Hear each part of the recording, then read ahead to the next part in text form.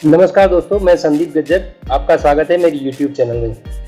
दोस्तों, आपने कभी पिपरमिंट की गोली खाई होगी, कभी चॉकलेट खाई होगी।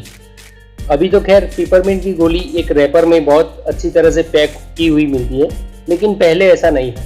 बहुत सालों पहले पिपरमिंट की गोली या चॉकलेट रैपर में पैक नहीं आती थी, टीन के डब्बे में भरी हुई आती थी और वो वजन पर बिकती थी।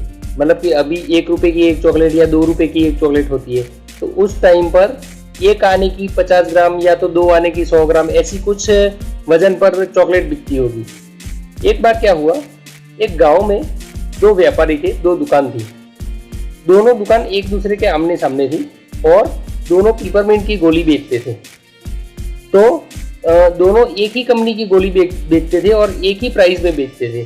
दोनों मतलब एक आने की 50 ग्राम की ऐसे कुछ बेचते होंगे। लेकिन क्या होता था कि एक व्यापारी के यहाँ पिपरमिंट की गोली लेने के लिए बच्चों की लाइन लगती थी और दूसरे की यहाँ कोई 4-5 बच्चे जैसे कुछ आते थे।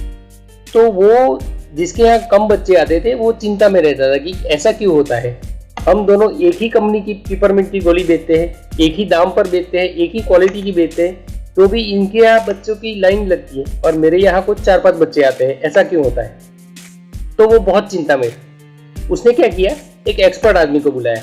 भैया, मैं तेरे को पैसा दूंगा, जरा ये देख के बता कि ऐसा क्यों है।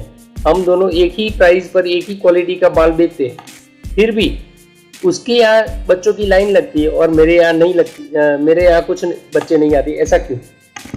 वो एक्सपर्ट ने 1-2 दिन देखा, 1-2 दिन इस व्यापारी के यहाँ देखा, 1-2 दिन उस दुकान पर जाके देखा और उसने सब देखा। प्राइस क्या है, क्वालिटी क्या है, कैसे देते हैं माल, कैसे बेचते हैं, क्या है, सब कुछ देखा। 2 दिन के बाद वो व्यापारी के पास वापस आया। उस व्यापारी ने पूछा, देख क्या भैया, तुमने कुछ रिव्यू किया कि देखा कि क्यों ऐसा है। बोला, हाँ मैं तो एक्सपर्ट हूँ, मुझे सब पता चल जाता है। तो क्या बात है, मेरी पिपरमिंट की गोली क्यों नहीं बिकती। तो उसने बताया कि आपका बेचने का जो ढंग है उसके कारण आपकी पिपरमिंट की गोली नहीं बिकती। कैसे। उसने बताया, आप पिपरमिंट की गोली जब देते हो तो बच्चे को कैसे देते हो। मान लो कि एक आने की बच्चा गोली लेने आया, तो वो जिसके यहाँ 4-5 कोई बच्चे आते थे, कम बच्चे आते थे पिपरमिंट की गोली लेने, वो क्या करता था। मान लो कि एक बच्चा एक आने की गोली लेने आया, तो वो पहले डब्बा लेता था और पूरी जो तराजू है उसके अंदर पूरी आधी खाली कर देता था।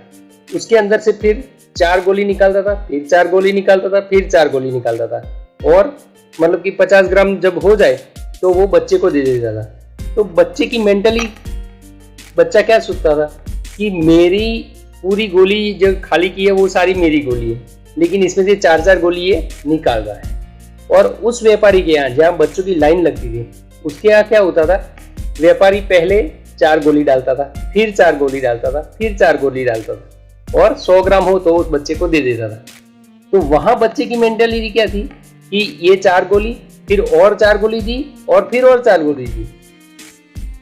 हकीकत में एक आने की 50 ग्राम ही गोली दोनों देते थे, लेकिन बच्चे की मेंटालिटी में फर्क था।